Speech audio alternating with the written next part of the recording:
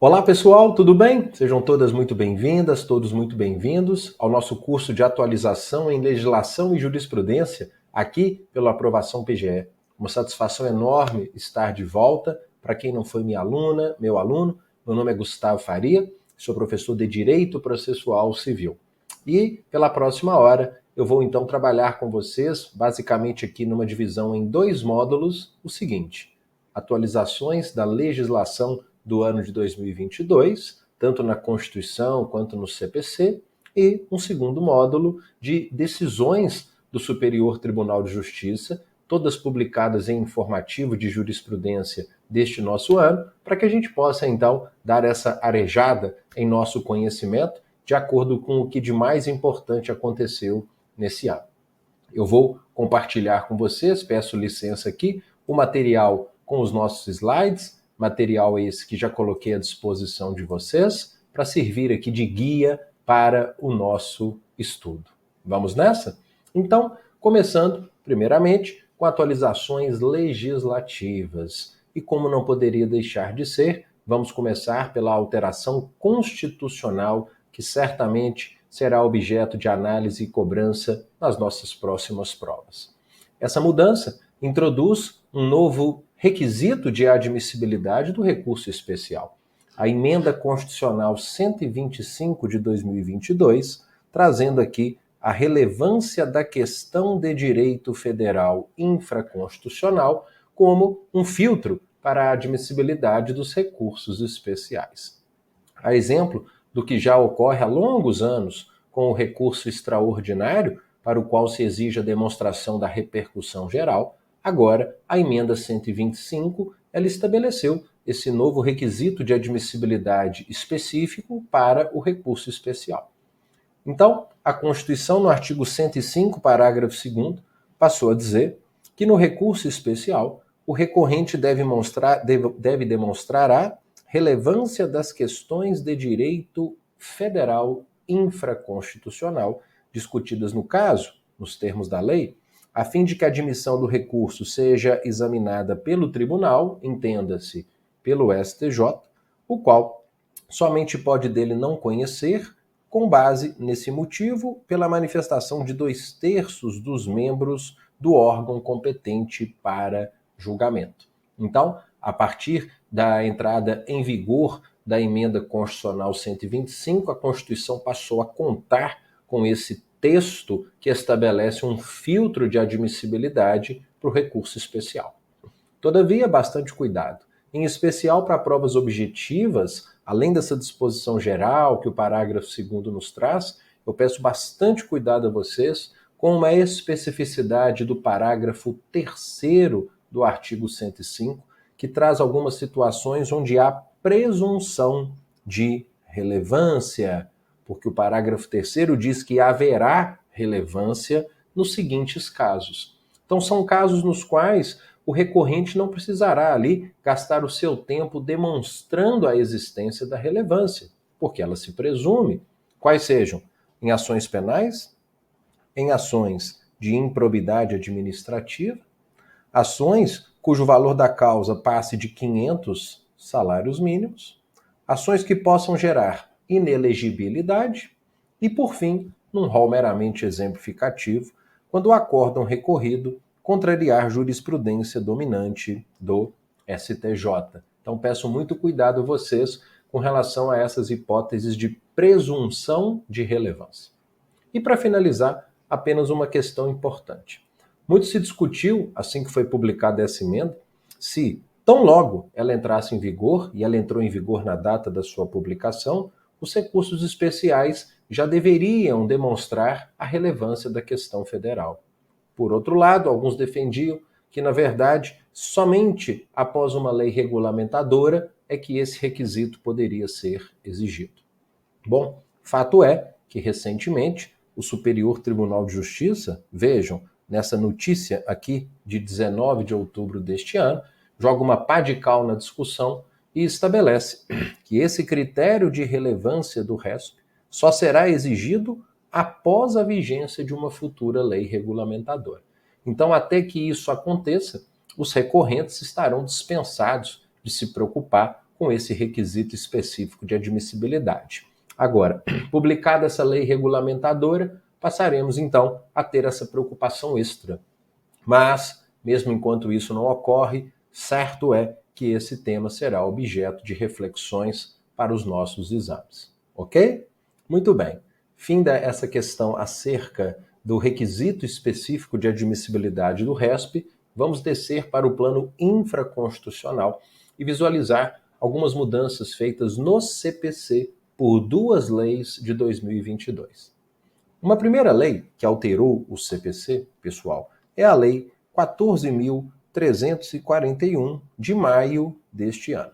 Essa lei, inclusive, deve ser de conhecimento de muitos de vocês, administrativistas que são, porque essa lei, ela, como muitos sabem, ela dispõe sobre a associação de municípios na forma de associação de representação de municípios para a realização de objetivos de interesse comum de caráter político, representativo, técnico, científico, educacional, cultural e social.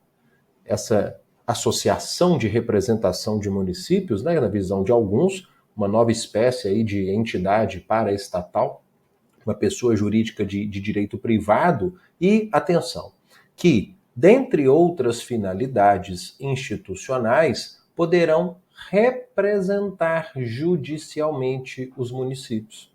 E é por isso que o CPC foi alterado por essa lei, passando a constar no seu artigo 75, inciso 3, que os municípios serão representados em juízo, além do prefeito e do procurador, pela Associação de Representação de Municípios, quando expressamente autorizada. Então percebo que o artigo 75, inciso 3, de longa data, já prevê que os municípios serão representados pelo prefeito ou pelo procurador.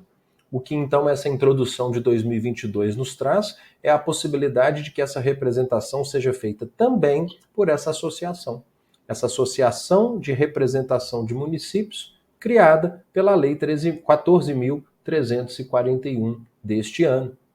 A propósito, quando se fala em expressa autorização para tanto, o parágrafo 5º, que também é novidade, estabelece que a representação judicial do município por essa associação somente poderá ocorrer em questões de interesse comum dos municípios associados e, vejam, dependendo de autorização do respectivo chefe do Executivo Municipal, que deverá indicar de forma específica o direito ou a obrigação a ser objeto de medidas judiciais. Então, duas modificações trazidas por essa lei no âmbito do artigo 75, uma no inciso 3, que teve uma nova redação dada pela lei, e o parágrafo 5º, que foi incluído por essa lei. Bastante polêmica essa alteração, né? Pois, de certa forma, essa associação de representação de municípios pode tirar força, né? Desidratar as procuradorias municipais. Tendo em vista que, a partir do momento em que essas associações possam representar em juízo ativa e passivamente o município, elas poderão contratar advogados pelo regime de CLT, né, sem concurso público, ou mesmo sem licitação, contratar pessoas jurídicas privadas para prestar serviços advocatícios e seguindo tão somente os procedimentos simplificados que estiverem dispostos em seus regulamentos próprios. É o que nos diz essa lei. Então, essa preocupação das procuradorias municipais existe, já é muito acentuada. Há quem sustente aí a inconstitucionalidade dessa norma, com críticas duríssimas acerca dessa possibilidade de, como disse, desidratação da força das procuradorias municipais a partir do momento em que os municípios possam ser representados por essas associações. Sobre o tema a propósito, até deixei aqui para vocês uma passagem do professor José Eduardo Cardoso, ex-ministro da Justiça, advogado-geral da União, que, criticando essa inovação, diz que, por meio de uma manobra legislativa ardilosa, torna possível que se retire dos procuradores municipais a sadia exclusividade de atuarem na defesa dos interesses municipais em juízo. Advogados escolhidos pela associação e por aqueles que nela mandarem ou sobre ela tiverem influência, atuarão privadamente para a defesa dos interesses públicos municipais, recebendo aí poupudos honorários pagos pelo povo. Acredito, inclusive, que esse é um bom tema para provas discursivas e ou orais. Fechado? Muito bem. E uma segunda lei que alterou o CPC em 2015, pessoal, foi a Lei 14.365, um mês após, em junho de 2022. Essa lei trouxe alterações importantes na seara dos honorários advocatícios. Os honorários advocatícios que são regulados, como todos sabem, pelo artigo 85. E essa lei introduziu 2 parágrafos no artigo 85. Na verdade, 3. O parágrafo 6º-A, o parágrafo 8º-A e o parágrafo 20. Então vamos lá? Vejam, primeira inovação. Incluído por essa lei, o parágrafo 6º-A passa a estabelecer que, quando o valor da condenação ou do proveito econômico obtido, ou o valor atualizado da causa for líquido ou liquidável, para fins de fixação dos honorários, nos termos dos parágrafos 2º e 3º, atenção, é proibida a apreciação equitativa, salvo quando expressamente prevista no parágrafo, ou salvo nas hipóteses expressamente previstas no parágrafo 8º desse artigo. O que vinha acontecendo é que alguns juízes, mesmo fora das hipóteses do parágrafo 8º, que já eu te mostro, estavam estabelecendo honorários, fixando honorários por equidade, sem qualquer parâmetro, de acordo com o seu próprio senso ali de justo. O que esse parágrafo diz é: se eu tenho uma condenação, um proveito econômico ou um valor da causa líquido ou liquidável, o arbitramento dos honorários não pode ser feito por apreciação equitativa.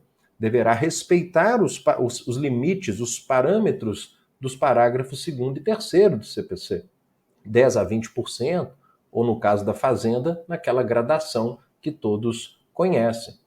Ficando, então, a fixação de honorários por critério equitativo limitada à hipótese do parágrafo 8º.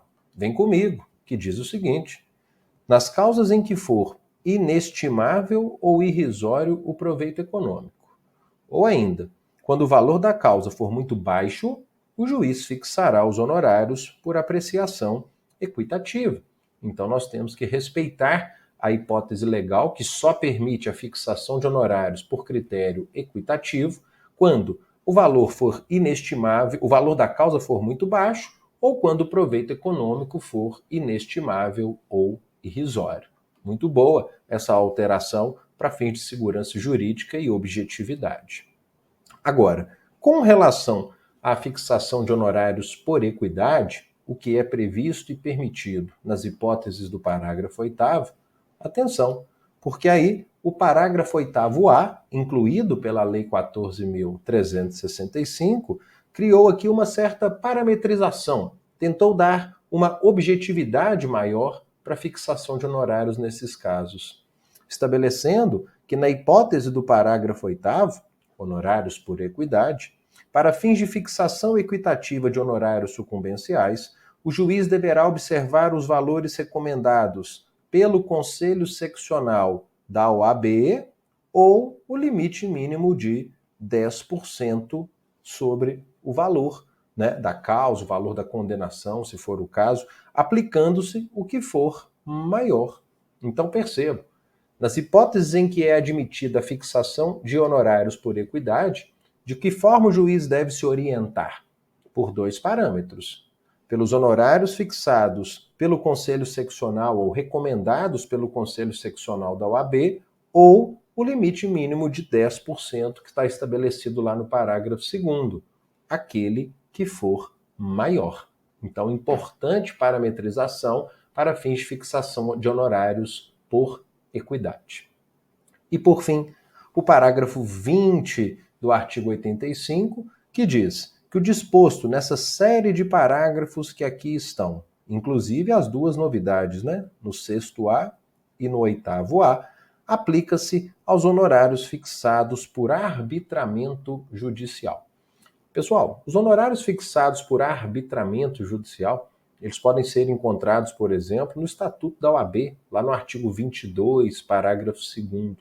E eles ocorrem, esses honorários estipulados por arbitramento judicial, quando há ali um serviço advocatício prestado, mas, por exemplo, não há um contrato celebrado entre as partes com a estipulação sobre o valor dos honorários.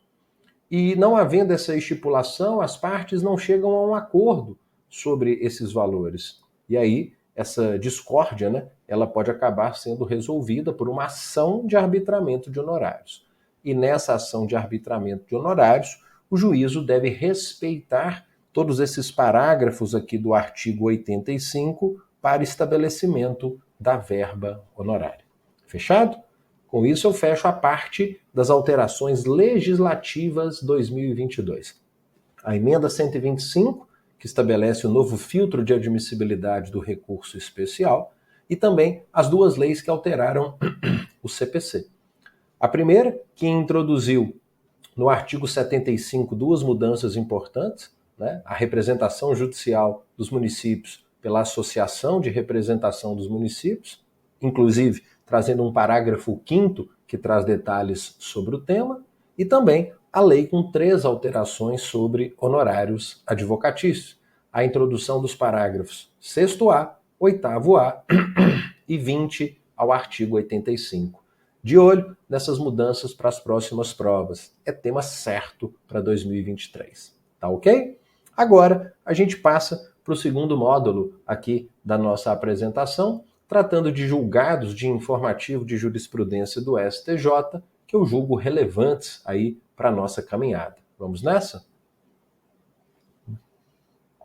Vejam, os primeiros julgados que vou trazer aqui para a gente dizem respeito, a propósito, a honorários advocatícios. Então, para a gente não sair do contexto dos honorários, eu selecionei alguns primeiros julgados aqui que, direto ou indiretamente, dizem respeito a esse assunto.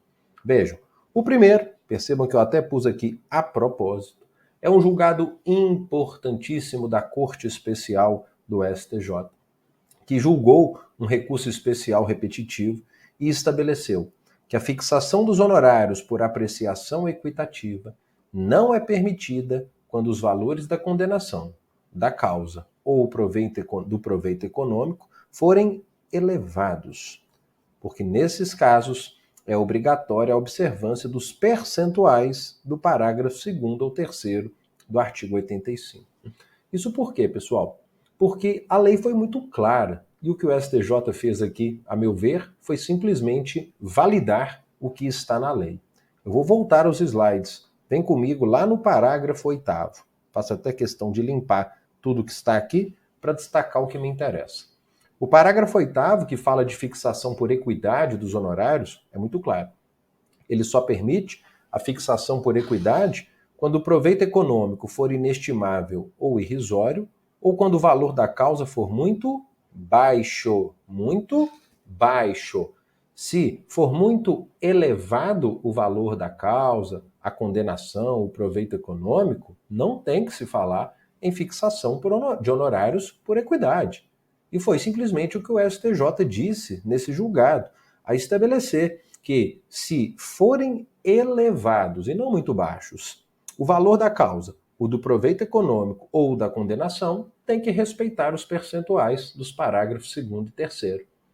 Esse tema, inclusive, esse julgado da Corte Especial, vejam, ele foi atacado por recurso extraordinário. E o STJ, recentemente, até publicou no seu setor de notícias, olha só, dia 9 de novembro, que o STJ seguiu a orientação do Supremo e admitiu recurso extraordinário sobre honorários por equidade em causas de grande valor.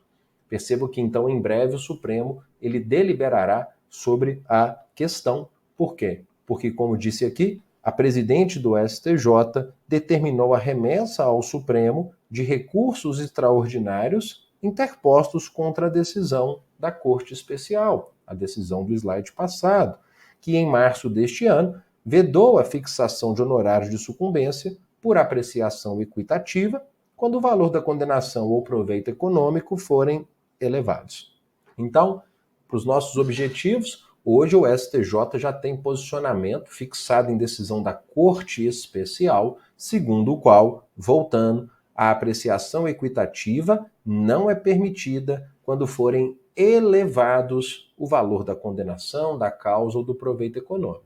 Apenas quando for inestimável ou irrisório o proveito econômico ou o valor da causa for muito baixo. E em breve, aguardemos, teremos novidades vindas do STF sobre o tema. Fechado? Muito bem. Outro julgado de informativo do STJ deste ano, e também dizendo respeito a honorários, estabeleceu o seguinte: que nas hipóteses de julgamento parcial, como ocorre na decisão que exclui um dos litisconsortes passivos, sem por fim a demanda, os honorários devem observar proporcionalmente a matéria efetivamente apreciada. Qual foi a discussão aqui desse caso? Imagine que eu tinha 3 réus num processo e um desses réus foi excluído. A pergunta é: se na hipótese de exclusão de um dos litisconsortes passivos, se são devidos sempre, em qualquer caso, honorários de no mínimo 10%, ou se poderia excepcionalmente o juiz fixar os honorários em um percentual menor. E aí o STJ entendeu que pode fixar em percentual menor. Né? Até porque ele entendeu, se cada decisão de extinção parcial, que nesse meu caso poderia ser 3, né, os honorários fossem fixados em no mínimo 10% sobre o valor da causa, ao final chegaríamos a uma situação em que teríamos uma verba honorária de no mínimo 30%, né, o que feriria ali frontalmente o artigo 85, parágrafo 2º. Então, o STJ entendeu que se eu julgo extinto o processo em relação a um dos litisconsortes, excluindo-o do processo, os honorários não serão de no mínimo 10%, mas a sua fixação deve observar proporcionalmente a matéria que foi efetivamente apreciada. A propósito, esse é um entendimento que a própria doutrina já vinha reconhecendo como o mais correto. Deixo aqui para vocês o enunciado 5 do Conselho da Justiça Federal nesse mesmo sentido, segundo o qual, vejam, ao proferir, eu vou pegar o que me interessa, olha só, decisão parcial fundada no 485, decisão parcial fundada no 485, temos como um ótimo exemplo disso a desse informativo. Condenar-se-á proporcionalmente o vencido a pagamento de honorários de advogado. Então, doutrina e jurisprudência aqui falando a mesma língua sobre fixação de honorários nesse caso. Tranquilo? Então, bora para frente. Vamos para mais um julgado de informativo, agora o informativo 747, ainda no contexto dos honorários. O STJ diz assim: se, na mesma decisão, é reconhecida a ilegitimidade passiva de autarquia federal, e em razão disso, é determinada a remessa do processo para a Justiça Estadual, a competência para processar o cumprimento quanto aos honorários sucumbenciais nela fixados é da Justiça Federal. A questão aqui era a seguinte, né? Eu tinha uma ação na Justiça Federal e por haver a exclusão de um ente público federal da lide, aí nesse caso os autos foram remetidos para a Justiça Estadual. Só que nessa decisão que excluiu o ente público federal, houve condenação em honorários. Aí a dúvida foi: onde esses honorários serão executados? Porque o artigo 516, inciso 2º do CPC, fala que o cumprimento da sentença é feito perante o juízo que decidiu a causa no primeiro grau de jurisdição, o que então atrairia a competência da Justiça Federal, que foi quem proferiu a decisão que deu ensejo aos honorários. Todavia, o Estatuto da OAB prevê que a execução de verba honorária ela pode ser promovida nos mesmos autos da ação, e os autos da ação foram lá para a Justiça Estadual. E aí, o STJ colocou isso na balança e deu mais valor ao 516, inciso 2, e entendeu que, nesse caso, não era possível, né, que se executasse nos próprios autos, tendo em vista que a competência para o cumprimento dessa sentença que fixou a verba honorária seria da Justiça Federal, afinal, onde foi constituído aquele título executivo. Ótima questão para a prova de procuradoria relacionada a esse conflito de competência resolvido pelo STJ. Beleza? Vamos para a próxima? A próxima diz respeito também a honorários, mas agora numa questão bem peculiar relacionada à ação rescisória. Vem comigo. Muitos devem saber que o artigo 974 do CPC fala que, julgando procedente o pedido de uma ação rescisória, o tribunal rescindirá a decisão e proferirá, se for o caso, novo julgamento. A gente tem aqui, no âmbito da ação rescisória, ao ser proferido um acórdão, primeiramente, a possibilidade de o tribunal rescindir a decisão caso o pedido seja julgado procedente. Esse é o chamado juízo rescindendo, também chamado de rescindente, não é isso? E, se for o caso, após o juízo rescindendo, o tribunal proferirá novo julgamento. Seria aqui o juízo rescisório, não é isso? Então, o juízo rescindendo é a rescisão da decisão e o juízo rescisório é o novo julgamento. Apenas se for o caso, né? Porque há situações em que o órgão que julga a rescisória se limitará a rescindir a decisão, até porque muitas vezes a competência para o novo julgamento nem é dele, é de um outro órgão.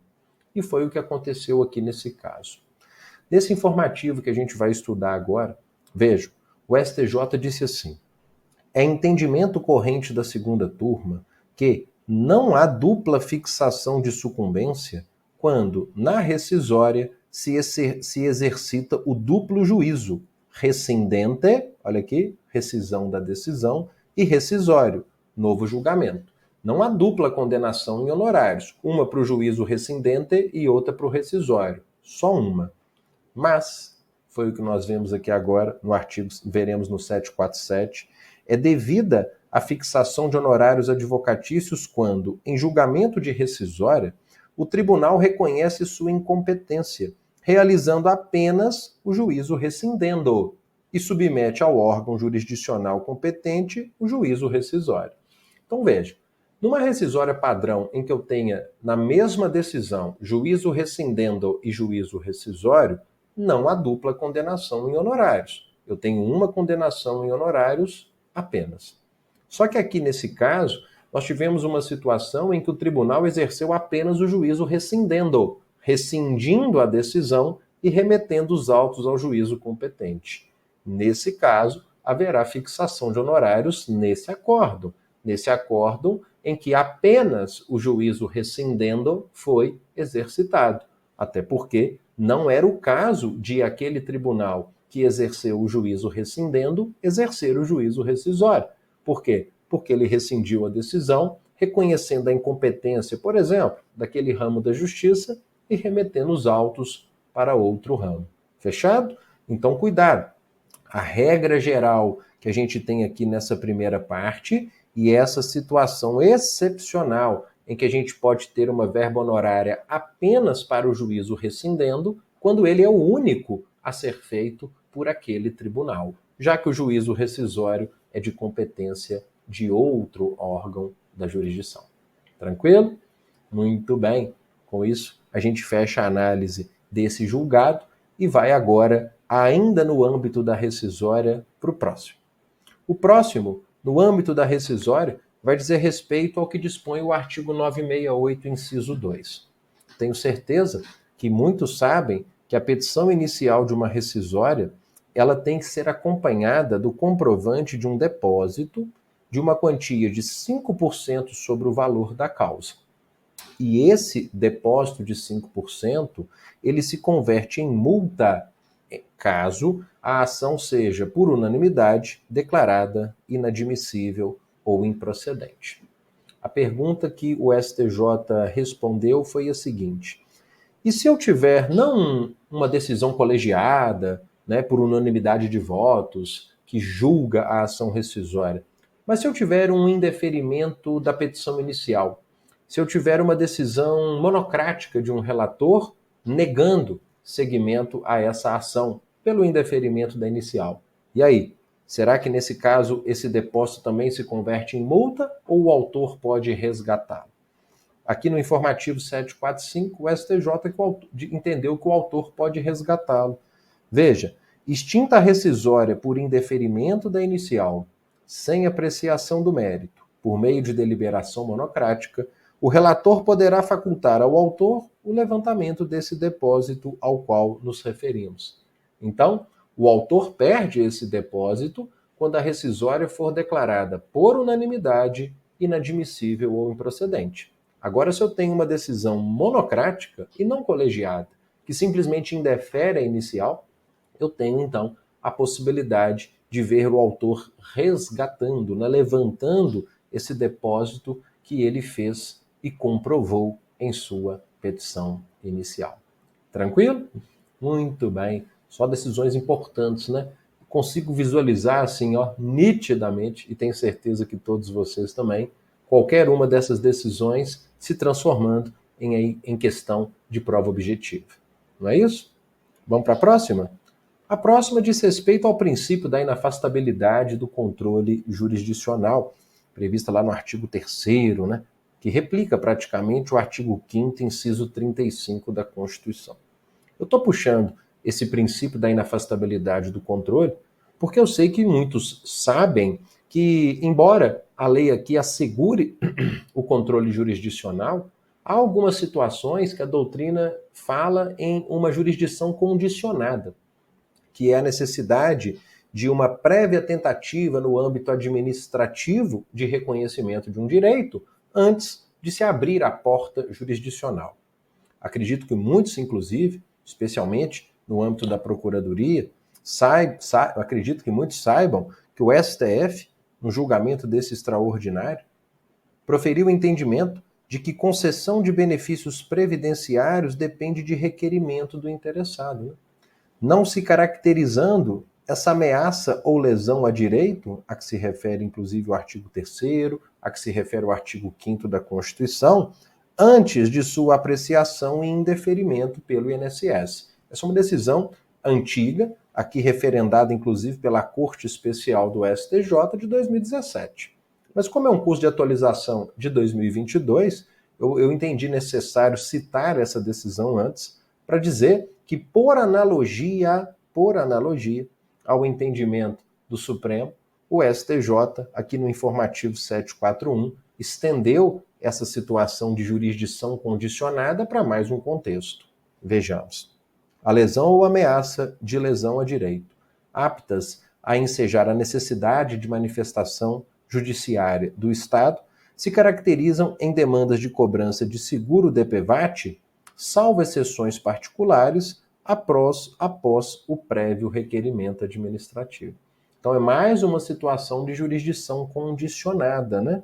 Segundo o STJ, por aplicação analógica do entendimento apresentado no slide anterior, o entendimento do RE 631-240. Então cuidado com esse combo aqui, feito pelo entendimento do Supremo com relação a benefícios previdenciários e agora com o STJ tratando de demandas de cobrança de seguro DPVAT. Fechou? Muito bem. Bora para a próxima? A nossa próxima discussão vai girar em torno do princípio da boa-fé objetiva, né? Todos sabem que o artigo 5º lembra que aquele que de qualquer forma participa do processo deve se comportar de acordo com a boa-fé. E uma das figuras parcelares desse princípio da boa-fé, pessoal, é a chamada suprécio, né? Acredito que muitos já tenham ouvido falar na suprécio. O que é essa suprécio, né? Que é a perda da oportunidade de se praticar um determinado ato em virtude de uma omissão da parte, né? A parte que deixa de exercer uma faculdade processual ao longo do tempo, gerando na parte contrária uma expectativa de que aquele direito não vai ser mais exercido. E aí, com isso, ela perde o direito, ela perde a oportunidade de praticar aquele ato. E um dos melhores exemplos de suprécio, né, que é essa perda da oportunidade de exercer uma faculdade processual, é a chamada, vem no contexto da chamada nulidade de algibeira, né? E foi sobre isso que aqui no informativo 741 o STJ falou. Que a jurisprudência dos tribunais superiores não tolera a chamada nulidade de algibeira, que é uma manifestação dessa suprécio, né? A nulidade de algibeira, que é aquela que, podendo ser sanada pela insurgência imediata da defesa após a ciência do vício, não é alegada como estratégia numa perspectiva de melhor conveniência futura. Aquele sujeito, né, que visualiza um vício processual e não o alega, ele guarda na algibeira, né, que é como se fosse uma pochete, a fim de, como estratégia, alegá-la numa situação futura se entender conveniente. E já era entendimento do STJ, agora reforçado nesse julgado desse ano, que essa atitude não encontra ressonância no sistema jurídico vigente, pautado no princípio da boa-fé, que está lá em cima, que exige lealdade de todos os agentes processuais. Então, é essa conduta rechaçada pelos nossos tribunais, a nulidade de algibeira, o que vai de encontro ao nosso princípio da boa-fé objetiva. Tranquilo? Muito bem. Vamos para o próximo julgado. O próximo julgado, ele diz de perto com o que temos no artigo 1005 do CPC, que muitos conhecem, que diz que o recurso interposto por um dos litisconsortes a todos aproveita, a menos que distintos ou opostos os seus interesses. Esse artigo é sempre muito utilizado para quando a gente fala na aula de recursos sobre um dos efeitos do recurso, o chamado efeito expansivo. O efeito expansivo subjetivo dos recursos, que permite que o recurso atinja sujeitos que não recorreram. E sobre esse tema, aqui o STJ, no informativo 743, disse o seguinte: o efeito expansivo subjetivo decorre da previsão que a gente acabou de estudar.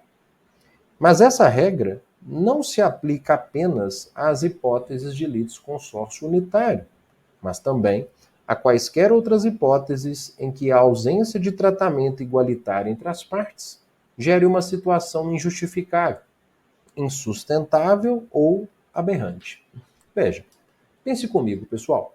Se eu estou no contexto de um litisconsórcio unitário, em que a decisão deve ser uniforme para todas as partes, me parece quase lógico que o recurso interposto por um dos litisconsortes a todos aproveita, até porque a decisão não tem como ser diferente para cada um dos litisconsortes.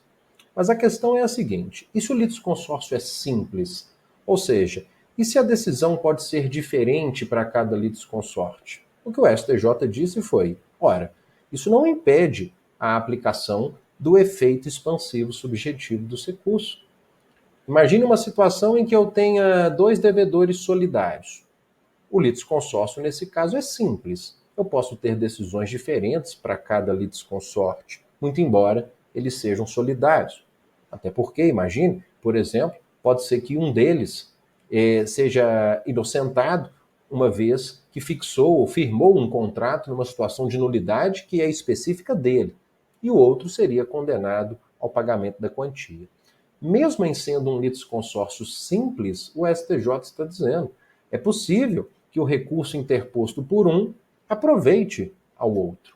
É possível que um dos litisconsortes pegue carona, se aproveite do recurso interposto pelo outro. Quando? Em situações em que uma eventual ausência de tratamento igualitário gere uma situação injustificável, insustentável ou aberrante, como, por exemplo, reconhecer que uma dívida está paga para um dos litisconsortes e negar esse pagamento para o outro. Ora, se está pago para um, naturalmente está pago para o outro, ainda que eles sejam litisconsortes simples, ok? Então, o efeito expansivo subjetivo não se aplica apenas a litisconsórcio unitário. Fechou? Muito bem. Bora para o próximo? O próximo julgado vem aqui do informativo 728, decisão da Corte Especial, precedente vinculante, dizendo que o erro do sistema eletrônico do tribunal de origem na indicação do término do prazo recursal é apto a configurar justa causa para afastar a intempestividade do recurso. Vejam, essa é uma discussão antiga no âmbito dos tribunais, né? Se o erro no lançamento da informação pelo serventuário ocasiona uma justa causa apta a afastar uma intempestividade do recurso. Então, o que o STJ decidiu neste ano, por orientação da Corte Especial, é que sim, né? É que se há esse erro do sistema ocasionado ali por um lançamento equivocado de um auxiliar da justiça, de um serventuário, isso configura a justa causa lá do artigo 223, né? A justa causa do artigo 223, que entende como justa causa aquele evento alheio à vontade da parte. E na minha visão, não poderia ser outro entendimento do STJ, até porque, sob a vigência do Código de 2015, que lá no artigo 197 é muito claro, né?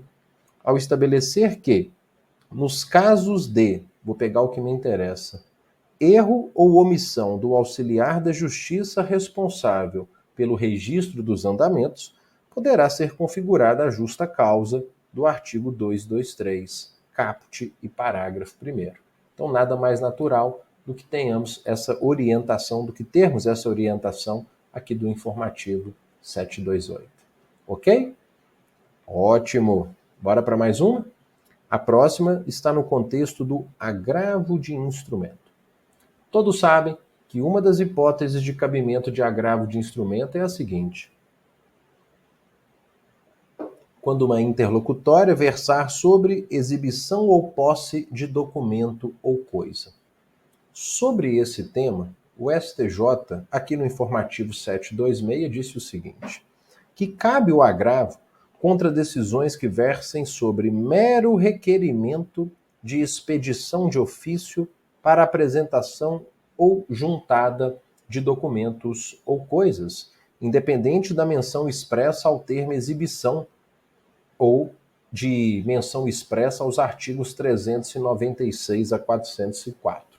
Então vamos entender melhor esse julgado. Bom, o CPC fala que cabe agravo contra interlocutórias que versem sobre exibição ou posse de documento ou coisa. A exibição ou posse de documento ou coisa é um procedimento regulamentado, como o próprio STJ disse, pelos artigos 396 a 404 do CPC. Só que no caso concreto, não houve propriamente uma menção a esse termo exibição de coisa, exibição de documento, tampouco aos artigos do CPC. Mas houve um mero requerimento de expedição de ofício para apresentação ou juntada de documentos ou coisas. E o STJ disse: vejam, convenhamos, gente, expedição de ofício, que é o que foi requerido no caso, é apenas o modo pelo qual a ordem de exibição de documentos ou coisas vai se aperfeiçoar. Né? É absolutamente irrelevante perquirir se a parte pediu a exibição do documento ou coisa ou a expedição de ofício, né? Porque ambos os pedidos têm o mesmo objetivo, ou seja, trazer aos autos, né, aquela prova documental, trazer aquela coisa necessária à instrução do feito. Por isso que também cabe agravo de instrumento quanto à interlocutória que verse sobre esse mero requerimento de expedição de ofício, independentemente de se ter falado em exibição de documento ou coisa ou menção aos artigos 396 a 404. O que me pareceu bastante razoável o posicionamento do STJ. Maravilha. Bora para a próxima? A próxima vai dizer respeito a recurso ordinário. Tenho certeza que todos sabem que o artigo 1027, que na verdade reproduz a Constituição Federal no artigo 105, inciso 2, diz que serão julgados em RO pelo STJ mandados de segurança decididos em única instância pelos TRFs ou pelos tribunais de justiça quando denegatória a decisão. Então tenho certeza que todos sabem que se eu impetro um mandado de segurança, por exemplo, contra um ato de governador do estado, mandado de segurança esse julgado pelo TJ, Se eu tenho, nesse mandado de segurança, uma decisão denegatória proferida pelo TJ, cabe o recurso ordinário para o Superior Tribunal de Justiça. Essa é a hipótese de cabimento aqui do 1027, inciso 2, a linha A. Então, eu tenho uma decisão proferida pelo Tribunal de Justiça do Estado e contra essa decisão denegatória, cabe recurso ordinário para o STJ. E sobre o tema, o que o informativo 731 nos trouxe? Que é incabível a interposição de recurso ordinário contra apelação em mandado de segurança. O que ocorreu aqui foi o seguinte, né? Um mandado de segurança impetrado na primeira instância, proferida uma sentença, interposta uma apelação, e contra o acórdão proferido na apelação foi interposto um RO. Não. O RO não cabe contra apelação em mandado de segurança. Vou voltar ao slide. O RO cabe contra esse acórdão do Tribunal Regional Federal ou do Tribunal de Justiça que denega a ordem. Então, é uma situação bem diferente de se interpor um RO contra apelação em mandado de segurança. Ok? Excelente julgado do informativo 731, notadamente para procuradorias, onde o mandado de segurança é uma peça sempre muito comum. E ainda no contexto do RO, vejam, outro julgado agora no informativo 755, que diz assim, ó, que não cabe recurso ordinário em mandado de segurança, com base no mesmo artigo pelo qual a gente passou, só que aqui, ó, foi feita menção à Constituição, na hipótese em que houver a concessão da segurança e a parte impugna capítulo que havia tão somente excluído a multa cominatória para o cumprimento da liminar. Gente, aqui o STJ foi curto e grosso. Ele disse o seguinte: o recurso ordinário em mandado de segurança é quando eu tenho um MS de competência originária de TJ ou de TRF e a decisão é denegatória. O recurso ordinário é um recurso secundo eventum litis, de acordo com o resultado da lide. Só cabe recurso ordinário contra a decisão denegatória. E aqui a decisão foi concessiva. Gustavo, mas por que o sujeito recorreu se a decisão foi concessiva? Ah, porque a decisão excluiu a multa cominatória que foi fixada lá no começo para o cumprimento da liminar. O STJ foi claro. A Constituição ela só permite o recurso ordinário contra decisões denegatórias e não contra decisões concessivas, ainda que, como no caso, a decisão concessiva tenha excluído uma eventual astrente fixada lá no começo da demanda para o cumprimento de uma liminar. Tranquilo? Muito bem. Saindo do plano do recurso ordinário, vamos agora para o plano das tutelas provisórias. Cuidado com essa armadilha. Todos sabem, tenho certeza, que o artigo 308 do CPC fala que, efetivada uma tutela cautelar antecedente, o pedido principal tem de ser formulado pelo autor no prazo de 30 dias. O que me interessa até agora e somente é isso. Uma questão que foi posta no Superior Tribunal de Justiça em 2022 dizia respeito ao seguinte: esse prazo de 30 dias, ele é, letra A, decadencial e, portanto, ele é contado em dias corridos, ou letra B, processual e, portanto, contado em dias úteis. Cuidado, porque quem estuda pelas metades vai achar essa decisão aqui do informativo, edição especial número 5, em que o STJ diz que esse prazo é decadencial. É decadencial o prazo de 30 dias para ajuizamento de ação principal oriunda de pedido formulado na cautelar antecedente. Na verdade, é um prazo aqui para a formulação do pedido principal, né? O STJ aqui entendendo, então, que é decadencial. Se é decadencial, é contado em dias corridos, porque é um prazo material. Mas, mais recentemente, olha aqui é a informativa edição especial 5. Na edição especial 6, a quarta turma já entendeu que esse prazo do 308 está relacionado à prática de um ato processual de peticionamento e que possui, por desencadeamento lógico, natureza processual, aplicando aqui o artigo 219 e contado esse prazo em dias úteis.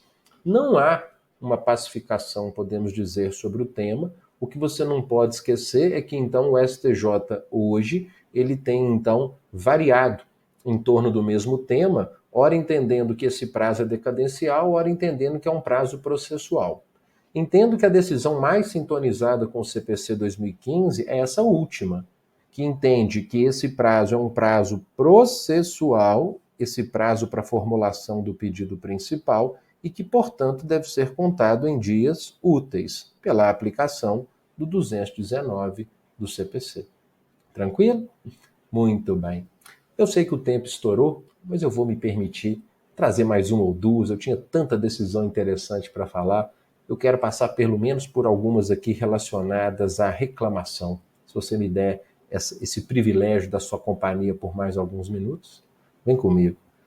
O artigo 989 do CPC, ele fala que na reclamação, ao despachá-la, o relator determinará a citação do beneficiário da decisão impugnada, que, percebam, poderá contestar em 15 dias a reclamação. Tendo em vista essa novidade do CPC 2015, que estabelece essa angularização da relação processual com a citação do beneficiário do ato, que pode contestar a reclamação, o STJ vem entendendo que são cabíveis honorários advocatícios em razão desse fato. Veja o informativo 724, em que ele diz que com a vigência do CPC 2015, e quando ele fala com a vigência do CPC 2015, ele está se referindo ao que eu destaquei para vocês. É prevista a angularização da relação processual com a citação do beneficiário, que passou a ter um tratamento semelhante ao da parte, podendo promover a defesa de seus interesses. E o que isso atrai? Isso atrai a condenação ao pagamento de honorários de acordo com a sucumbência. Então, esse é um tema que vem sendo reiteradamente analisado pelo STJ, que vem entendendo pela possibilidade de fixação de honorários na reclamação. Tranquilo? Muito bem. Um outro julgado que eu queria apresentar, já caminhando para o final, pessoal, diz respeito ao conhecidíssimo, artigo 489, parágrafo 1º, que, como todos sabem, prevê aquilo que não se considera fundamentação real. E entre as hipóteses daquilo que não se considera uma fundamentação real, está aquela decisão que emprega conceitos jurídicos indeterminados, sem explicar o motivo concreto de sua incidência no caso. O que, infelizmente, é muito comum, Decisões pautadas nesses conceitos jurídicos indeterminados, como dignidade da pessoa humana, proporcionalidade, razoabilidade, interesse público, bem comum. E o Código estabelece, que esses princípios menos densificados, esses conceitos jurídicos indeterminados, eles não podem ser aplicados sem que se explique o motivo concreto de sua incidência. Costuma-se dizer que se exige do magistrado aqui uma dupla função, uma função interpretativa e uma função argumentativa. Uma função interpretativa no sentido de dizer o que significa aquele conceito, densificar aquele conceito. E uma função argumentativa para demonstrar que ele se aplica, que aquele conceito se aplica ao caso concreto. E sobre o tema, o STJ aqui no informativo 745, ele então homenageia esse dispositivo, dizendo que incorre em negativa de prestação jurisdicional o tribunal que prolata acórdão que, para resolver controvérsia, apoia-se em princípios jurídicos sem proceder à necessária densificação, bem como emprega conceitos jurídicos indeterminados, sem explicar o motivo concreto de sua incidência no caso. Percebam que então aqui o Superior Tribunal de Justiça ele traz como um corolário da melhor interpretação desse dispositivo, uma homenagem a essa necessidade de fundamentação real. Tá claro? Bom, muito bem. Pessoal, gostaria muito de seguir, de tratar de outros temas com vocês. Temos muitos julgados em 2022, mas tenho receio de extrapolar demasiadamente o tempo, que seria de 50 minutos, e com isso, de alguma forma, comprometer aqui a estrutura do nosso curso. Mas que fique esse gostinho aí de quero mais, Entre em contato comigo, eu posso passar para vocês essas outras decisões que selecionei. Você que ficou comigo aqui até o final, me mande um direct lá pelo Instagram, eu te passo esse material com as outras decisões pelas quais eu não tive a oportunidade de passar. E se você tiver alguma dúvida, você pode entrar em contato comigo. E que fique aí, esse gostinho para que a gente possa desejar um reencontro, um prosseguimento, uma continuidade em outras oportunidades aqui pelo Aprovação PGE. Esse curso que está sempre oferecendo, como é o nosso caso aqui, cursos inclusive gratuitos, grandes pílulas jurídicas e importantíssimos temas para te ajudar aí no seu objetivo. Conte comigo, espero que tenham gostado da aula, que tenham sentido que foi um tempo produtivo na sua preparação e espero que, caindo essas questões na sua prova a partir do ano que vem, você se lembre desse nosso bate-papo e depois me conte. Gustavo, lembra aquele julgado? Veio na prova da Procuradoria tal. Ok? Meu desejo é de muito sucesso aí na sua empreitada. Continue contando comigo em Direito Processual Civil. Bons estudos a todos, um forte abraço, até a próxima. Tchau.